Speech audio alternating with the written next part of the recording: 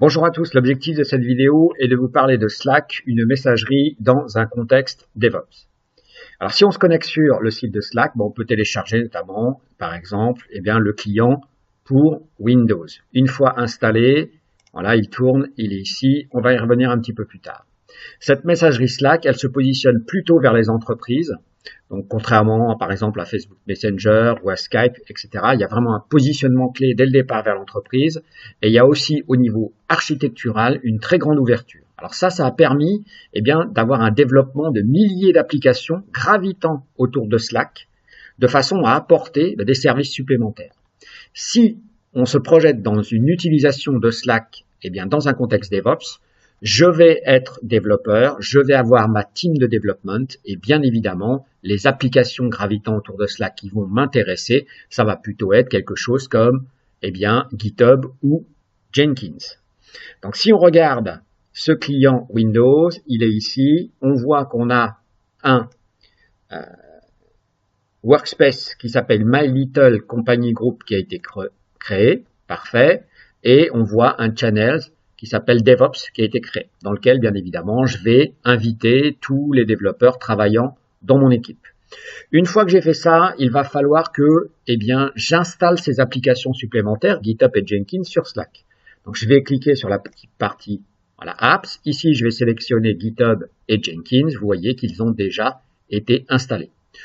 Donc, une fois qu'ils ont été installés, vous avez des petits messages comme celui-ci, Added an integration to this channel, GitHub.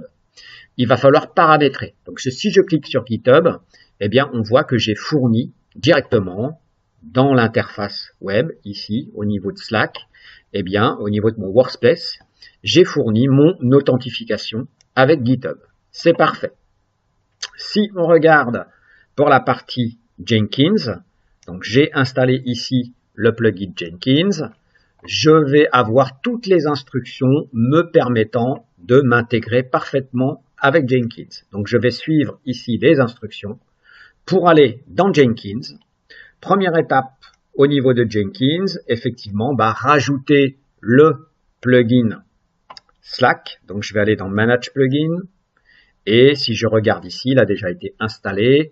Je fais une recherche sur Slack. C'est parfait. Et je le trouve donc ici. Une fois que j'ai installé ce plugin, je vais aller à nouveau dans Jenkins.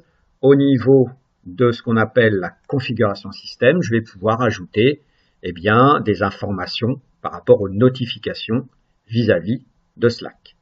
C'est ici. OK? Donc voilà, ça c'est Jenkins, ça tourne parfaitement. On regarde un petit peu donc mon projet Java ici.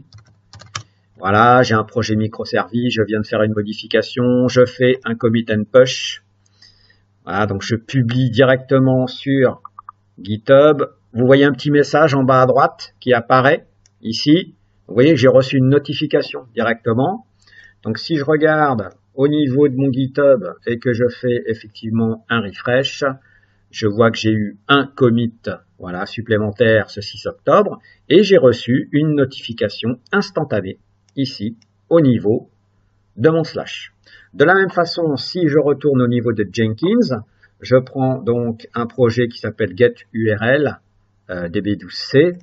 Voilà, donc ça va être un projet qui va exécuter au niveau de la configuration une interrogation, allez pour la petite information, d'un service cloud, database cloud service, qui va me permettre, grâce à cette commande, de scripting, de récupérer directement l'URL de la database. Et ensuite, je vais enchaîner en post-build action, je vais enchaîner avec une notification Slack.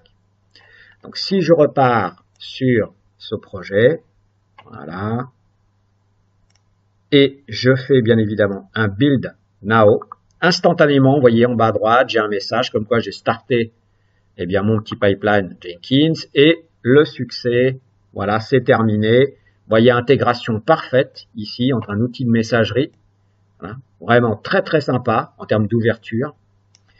Et donc, qui va me permettre, avec toutes ces applications, d'avoir une vraie plus-value dans un contexte DevOps. Je vous remercie pour votre attention.